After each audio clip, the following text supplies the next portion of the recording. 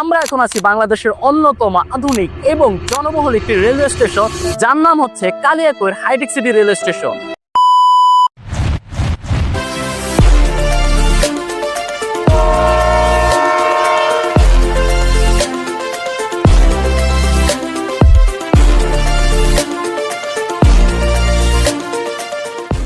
কিন্তু না, কথা হচ্ছে এই হাইটেক সিটিতে কোনো ট্রেনই দাঁড়ায় না। বিষয়টা সত্যি আশ্চর্যের না?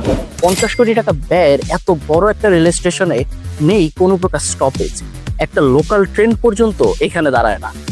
সরকার বহু বছর আগে চালু করেছিল এইখানে ডেমো ট্রেন, বাট সেগুলোর এখন কি অবস্থা একমাত্র যারা যাত্রী তারাই ভালো জানে।